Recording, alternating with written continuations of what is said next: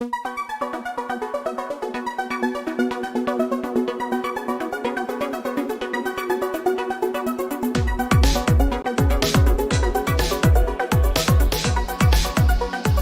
اس انضمام کے حوالے سے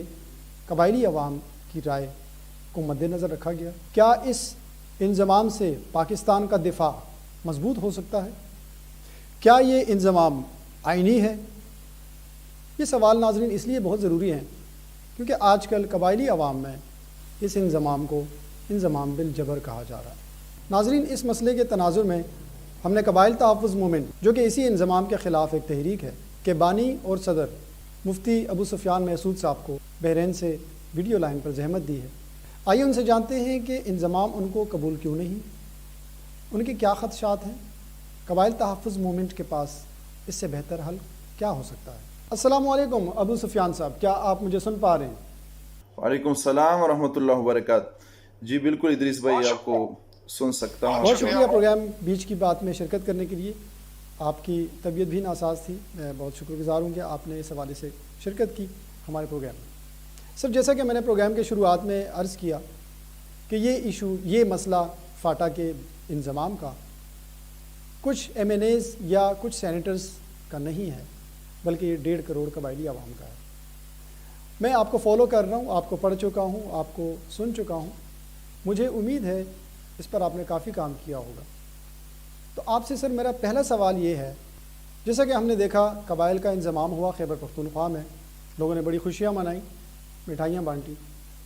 اور اس لیے بانٹی کہ اس فرسودہ نظام سے جس کے خلاف خود بھی قبائلی عوام تھے، 40 FCR ہو گئی یا اس سے ریلیٹڈ جو قوانین اس وقت فرنگیوں کے نظام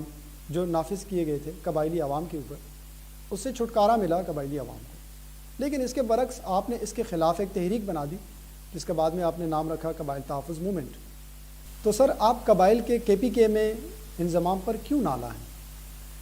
خاص طور پر اس وقت جس وقت تمام صحافی برادری، اس کے علاوہ تمام حکومتی عہدیداران، بیوروکریٹس اور خاص طور پر خیبر پختونخوا کے عہدیداران یا حکومت قبائلی عوام کی زندگیوں میں مثبت فرق اور قبائلی عوام کی زندگیوں میں آسانیوں کا راگ الاپتے ہیں، آپ نے اس کے خلاف تحریک بنا دی۔ کیا آپ کو قبائلی عوام کی ترقی سے اختلاف ہے یا اس کے پیچھے کچھ اور وجوہات ہیں؟ اور میرا دوسرا سوال، چونکہ میں آپ کو فالو کر رہا ہوں، آپ کا ماننا ہے کہ یہ انضمام غیر آئینی طریقے سے ہوا، کیا آپ کے پاس اس حوالے سے کوئی دلیل موجود ہے؟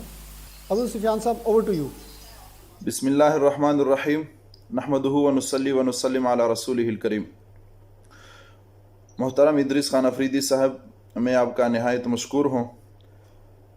آپ کی ٹیم کا اور قبائل تحفظ موومنٹ کی طرف سے میں آپ کا شکریہ ادا کرتا ہوں کہ آپ نے زحمت کی اور اس اہم موضوع کی طرف سے لوگوں کی، عوام الناس کی توجہ جو ہے مبذول کرانے کی کوشش کی، ایک جدوجہد شروع کی ہے۔ سب سے پہلے میں شروعات اس بات سے کرنا چاہتا ہوں کہ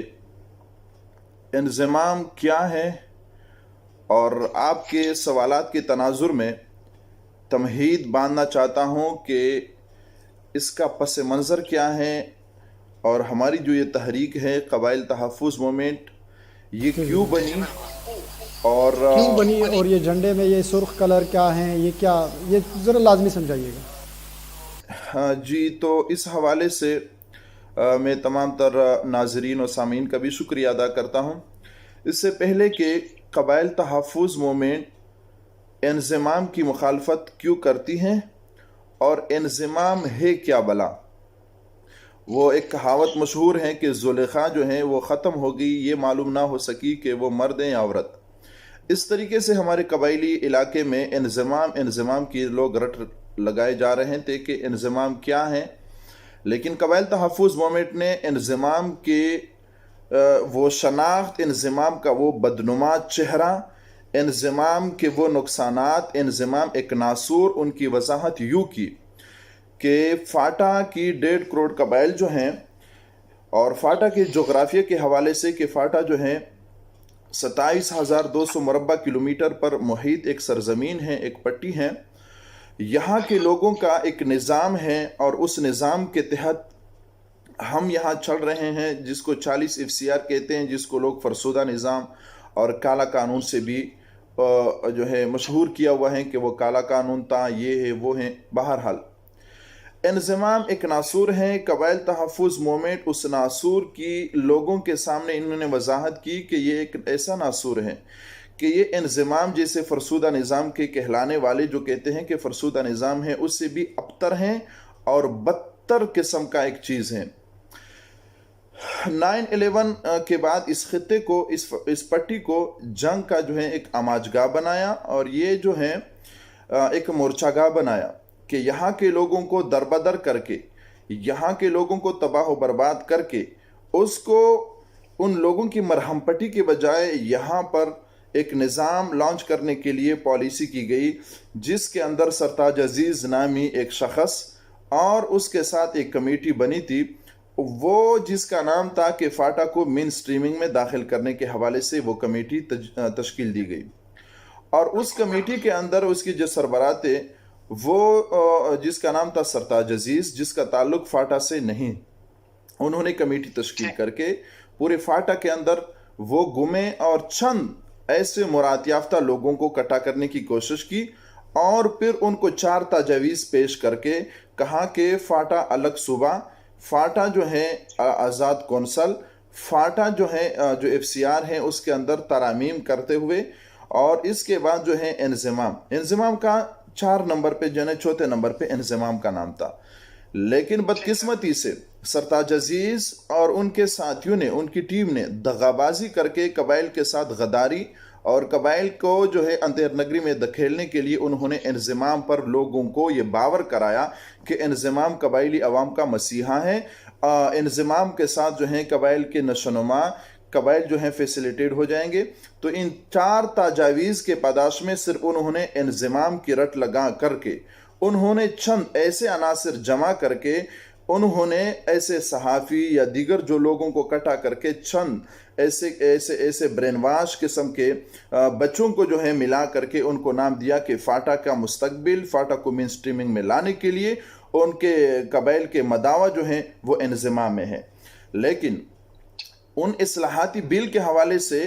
یہ کہا گیا تھا کہ یہ 4 تجاویز لے جا کر کے فاٹا کے اندر لوگوں سے بات کرے، لوگوں کے ساتھ اس پہ ڈیبیٹ کرے کہ ان 4 میں کیا فوائد ہیں، کیا نقصانات ہیں۔ انہوں نے ان سب کو نظر انداز کرتے ہوئے فاٹا کو جبری طور پر ایک غریب صوبے کا دم بنا دیا۔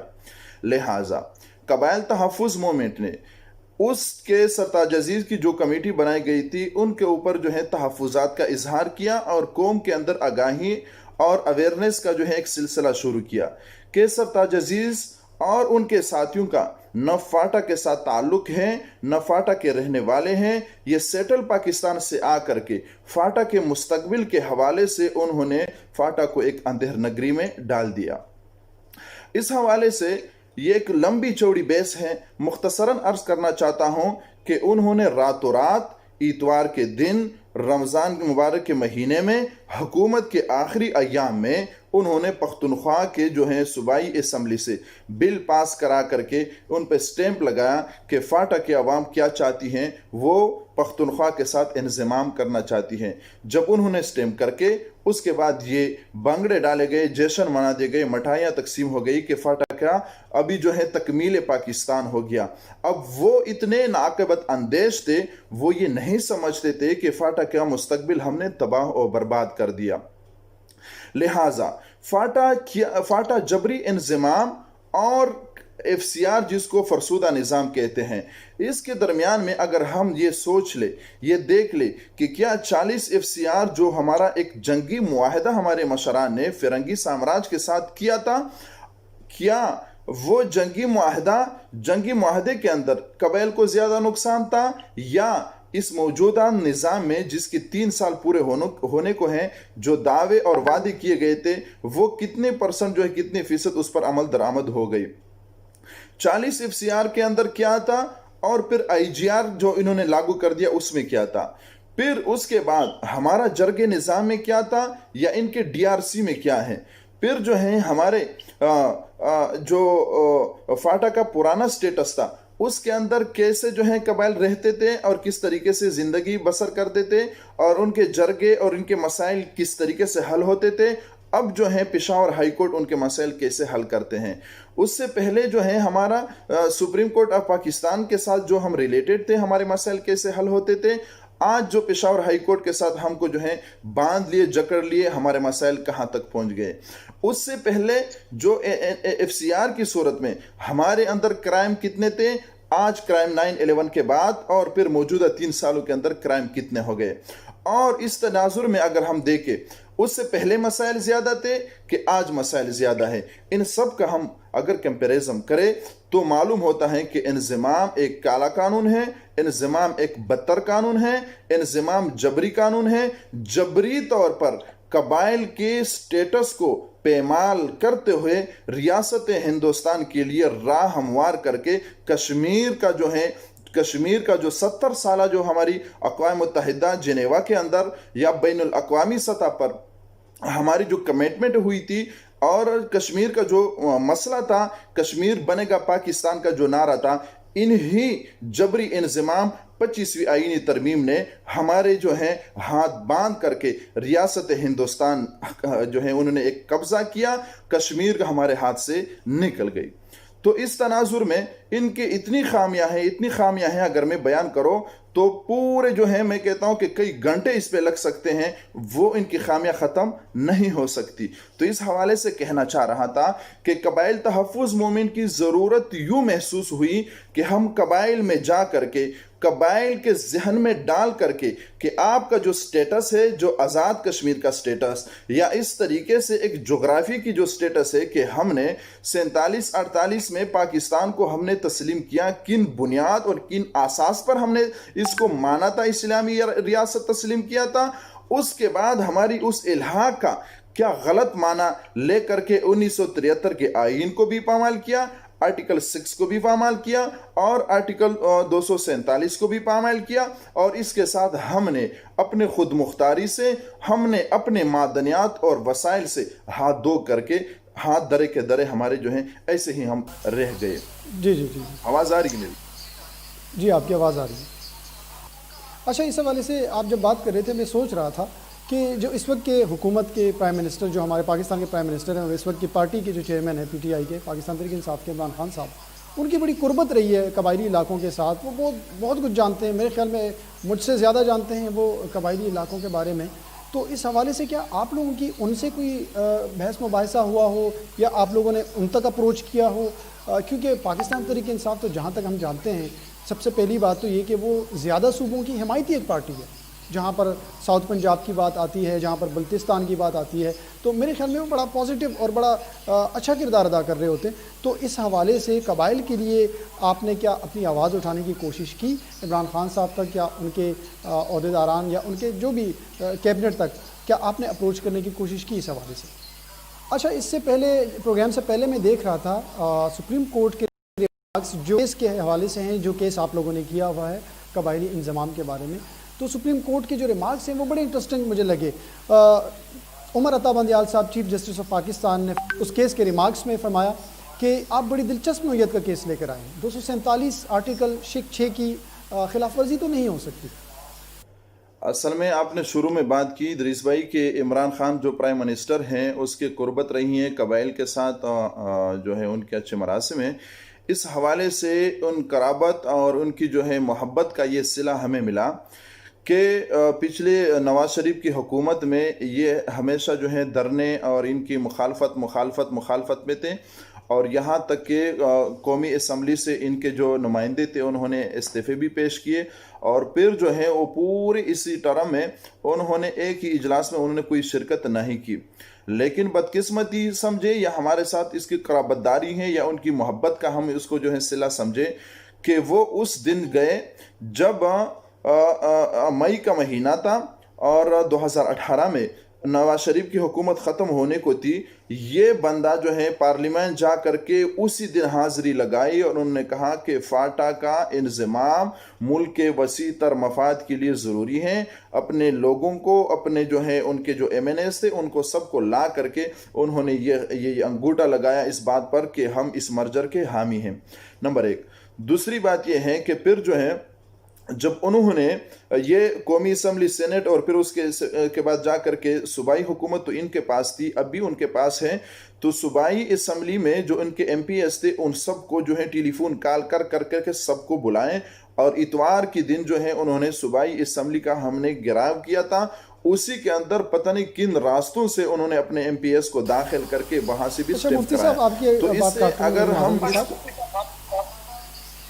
آپ بار بار ایک چیز کہہ رہے ہیں کہ اتوار کے دن آپ بتا رہے ہیں کہ یہ بل منظور ہوا خیبر پختونخوا کی اسمبلی سے, یہ تو بڑی تشویشناک آپ بات بتا رہے ہیں. پاکستان میں عام طور پر اتوار کے دن عام تعطیل ہوتی ہے, اور اس دوران صوبائی اسمبلی کے اندر کوئی بل لے کر آنا یا بل پیش کرنا, یہ تو بڑی تشویشناک, میرے خیال میں بڑی تشویشناک بات آپ کر رہے ہیں. کیا اس حوالے سے آپ کنفرم ہیں؟ اس میں کتنی صداقت ہے جو آپ یہ بات کر رہے ہیں؟ صداقت اس میں یہ ہے کہ اس دورانی کے جو انہوں نے لاٹھی چارج کیا, آنسو گیس جو ہے کا استعمال کیا قبائل کے ساتھ, جن کو یہ غیور قبائل کہتے ہیں, اور آزادی جو ہے کشمیر کی آزادی قبائل کے سرے ہیں, اور ان کے حوالے سے جو ان کی تعریفیں کرتے ہیں اور بڑے دھڑام کر کے نعرے لگاتے ہیں کہ قبائل کی قربانیاں ہیں. ان قبائل ان بزرگوں کو خون سے لہلہان کر کے اتوار کے دن انہوں نے یہ ظلم اور جبر کیا, اور 27 مئی کا دن تھا اور رمضان کا مہینہ تھا. یہ تو تشویشناک سے بڑھ کر کے میں ایک بات اور بھی کرنا چاہتا ہوں. رمضان کے مبارک مہینے میں پاکستان کے پارلیمان میں جو قومی اسمبلی میں اجلاسوں کا جو وہ سلسلہ ہے وہ بہت کم ہوتا ہے, لیکن حکومت کی آخری ایام اور اسٹیبلشمنٹ کی پریشر اور باہر مغربی دنیا کے جو ہیں زیر اثر یہی لوگ ارباب اقتدار پہ بیٹھنے والے, انہوں نے رمضان کے مہینے میں 24 مئی کو قومی اسمبلی میں ان سب ممبران کو 2/3 میجارٹی کی بنیاد پر جمع کر کے ٹیلی فون کال کر کے یہی لوگ جو وزارات تھے یہ باہر ممالک میں گئے تھے رمضان میں.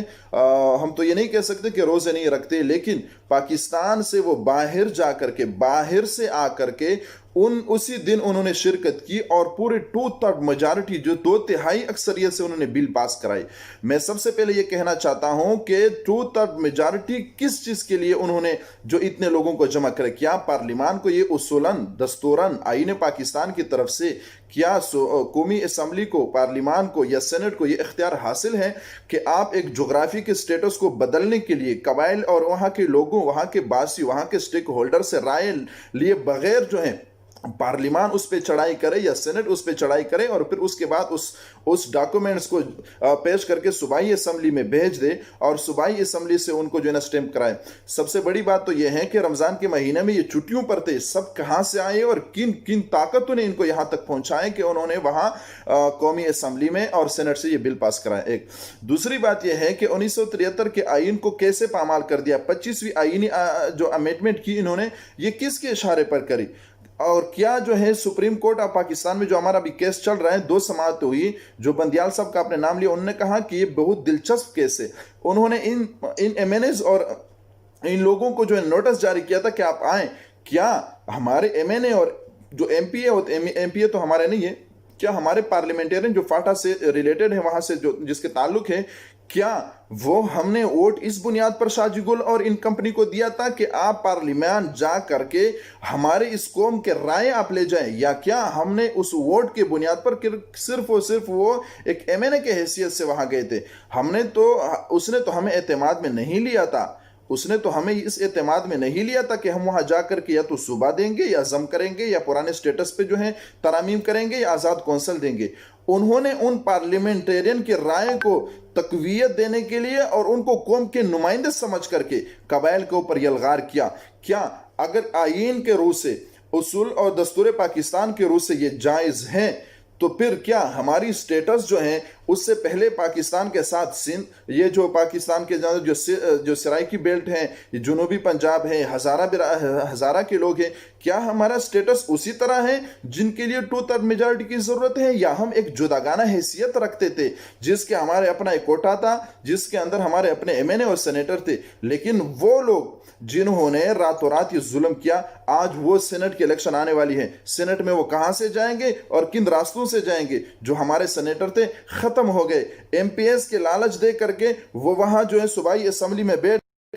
جس کے پاس کوئی اختیار نہیں, عدم اعتماد کے ووٹ بھی نہیں ڈال سکتے. کس بنیاد پر وہ جو ہے صوبائی اسمبلی میں بیٹھے ہوئے ہیں. تو اس بات کی جو ہے میں وضاحت کرنا چاہتا ہوں کہ اتوار کے دن بھی یہ ظلم ہوا, رمضان کے مہینے میں یہ ظلم ہوا, اور پھر پرامن احتجاج کو ان لوگوں نے آنسو گیس اور جبر و ظلم کے ساتھ جو ہے پشاور میں پختونخوا صوبائی اسمبلی نے یہ قبائل کے ساتھ زیادتی کی اور ظلم کیا. اچھا ابو سفیان صاحب, اس حوالے سے ہاں میں پڑھ چکا ہوں, میرے پاس اس وقت موجود ہے, جہاں تک کانسٹیٹیوشن آف پاکستان کی آرٹیکل 247 کا تعلق ہے, تو یہ بالکل میرے ہاتھ میں موجود ہے اس وقت. اس میں یہ کہا جا رہا ہے کہ فاٹا کے صدر مملکت کو یہ اختیار حاصل ہے کہ وہ قبائلی علاقہ جات کے تمام یا کسی علاقے کو غیر قبائلی کا ہونے کا یا کرنے کا اعلان کر سکتے ہیں. یہ اختیارات ان کے پاس موجود ہیں, لیکن اس کے ساتھ نیچے ہی لکھا ہوا ہے شرط یہ ہے, ناظرین آپ کے لیے خاص طور پر شرط یہ ہے کہ صدر مملکت قبائلی عمائدین اور قبائلی عوام سے جرگے کی شکل میں رائے لیں گے, اور اس کے بعد ہی وہ اس حوالے سے ترمیم کر سکتے ہیں کہ فاٹا کو ضم کرنا ہے, الحاق کرنا ہے, الگ صوبہ دینا ہے, یا کیا سٹیٹس میں تبدیلی لے کر آنی ہے. تو ابو سفیان صاحب آپ کی بات کی میں تائید اس حوالے سے تو لازمی کروں گا, کیونکہ آئینی چیز ہے اور آئین پاکستان کا حصہ ہے. اور ساتھ ہی ساتھ جب میں یہ پڑھ رہا تھا میرے پاس آرٹیکل 1 سے بھی مجھے تھوڑی سی اسلامی جمہوریہ پاکستان کی بات ہو رہی ہے اور تعارف کروایا جا رہا ہے آرٹیکل 1 کے اندر. وہیں پر 4 صوبوں کے ساتھ ساتھ 5واں نام قبائلی علاقہ جات کا بھی آتا ہے, تو جس سے میں یہ اخذ لازمی کر سکتا ہوں کہ قبائل پاکستان, اسلامی جمہوریہ پاکستان کی وحدت میں 5ویں اکائی تو ہے. یہ تو آئین ہمیں, پاکستان کا آئین ہمیں بتاتا ہے کہ فاٹا کا جو سٹیٹس ہے وہ بیسکلی بلتستان یا ساؤتھ پنجاب کی طرح کا نہیں ہے, اور ایک آزاد سٹیٹس رہا ہے. تو میرے خیال میں اس کے اگر صوبے کی تحریک چلتی ہے تو اس میں کوئی مذائقہ تو نہیں ہونا چاہیے, کیونکہ آلریڈی آرٹیکل 1 سے یہ ثابت شدہ ہے کہ فاٹا قبائلی علاقہ پاکستان کی وحدت میں 5ویں اکائی ہے. اچھا, اس کے ساتھ ساتھ اگر میں ایک وقت کے لیے آپ کی بات کی تائید کروں اور میں آپ سے یہ پوچھوں کہ آپ کے پاس اگر انضمام کے آپ مخالف ہیں, جیسے کہ آپ بتا رہے ہیں, اور آپ کی ایک تحریک ہے قبائل تحفظ موومنٹ جو کہ بالکل سرگرم ہے, ہم دیکھ رہے ہیں آج کل سوشل میڈیا کے اوپر, الیکٹرانک میڈیا اور پرنٹ میڈیا پر آپ کے جو کارکنان ہیں وہ اپنا احتجاج ریکارڈ کروا رہے ہیں گاہے بگاہے. بہرحال آپ سے اگر ہم یہ سوال کریں کہ سر آپ کے پاس اگر انضمام کی کوئی گنجائش نہیں ہے تو آپ کے پاس کیا حل ہے قبائلی علاقہ جات کے لیے, اس سے بہتر حل کیا ہو سکتا ہے آپ کے پاس؟ ہمارے پاس ادریس بھائی, ہمارے پاس اس کا حل یہ ہے کہ یہ جو موجودہ 3 سال ان کی کارکردگی ہیں کہ انہوں نے کہا کہ ہم NFC ایوارڈ دیں گے, ہم اصلاحات کریں گے, ہم انفراسٹرکچر بحال کریں گے, ہم مواصلات کریں گے, مواصلات اور ان کو جو ہے یہاں تک انٹرنیٹ وغیرہ اور بہت ساری چیزوں کے حوالے سے انہوں نے یہ بات دعوے کی. یہ تو میں اپنی بتا کہ آپ نے انضمام کو قوم کا مسیحا سمجھا تھا. یہ 3 سالوں میں انہوں نے کیا کیا؟ 110 ارب کے حساب سے ہمارے 330 ارب جو ہیں اس کے اوپر بن گئے.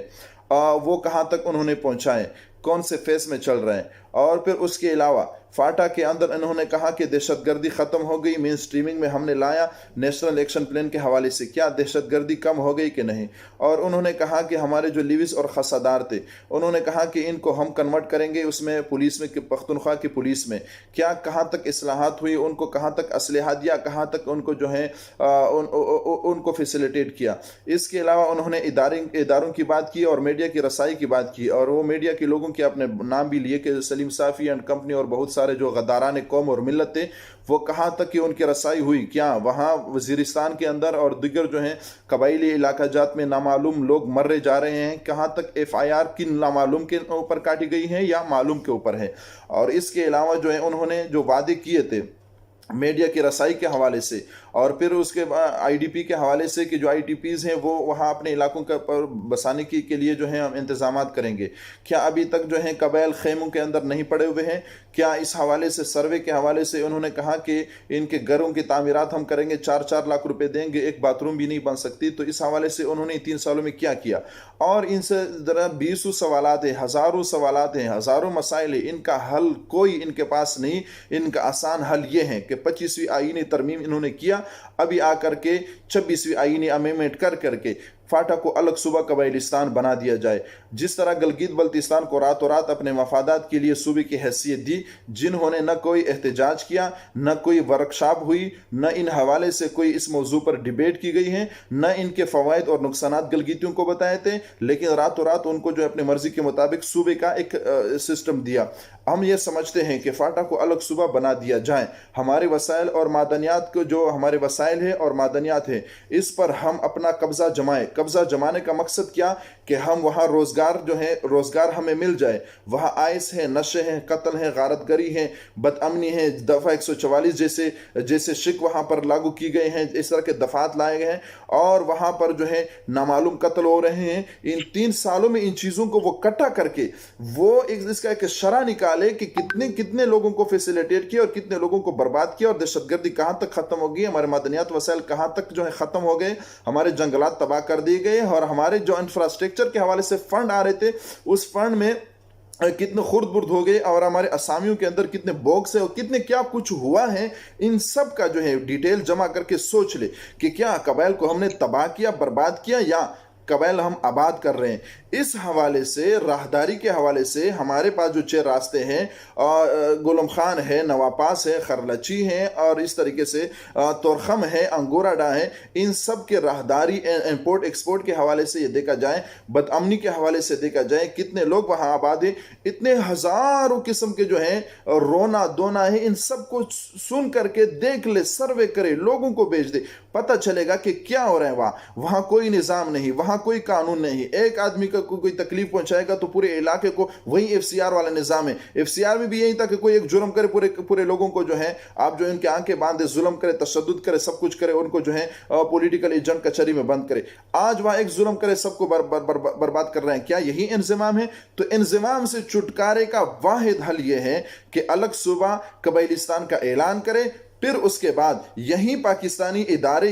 यहाँ के लोग आ करके हमारे साथ इस मुल्क के अंदर पुरअमन कबाइलिस्तान जो है, जो खुशहाल पाकिस्तान का ज़ामिन है, इस पर हम तरक्की का सफ़र शुरू करेंगे कि हम किस तरह फैसिलिटेट हो जाएं, जंग से निकल करके कैसे यहाँ तालीम आ जाएगा, कैसे यहाँ स्कूल, कॉलेज, यूनिवर्सिटी आ जाएगी और तालीम का शरह कितना बढ़ जाएगा। इस हवाले से इनको सोच समझ करके क्या करना चाहिए, ऐलान करें, लोगों को फैसिलिटेट करें और जो हमारा हक बनता है हमें अपना हक दे दे, ताकि हम भी बराबरी के बुनियाद पर दीगर सेक्टर पाकिस्तान में रहने वाले हैं उनके बराबर भी हम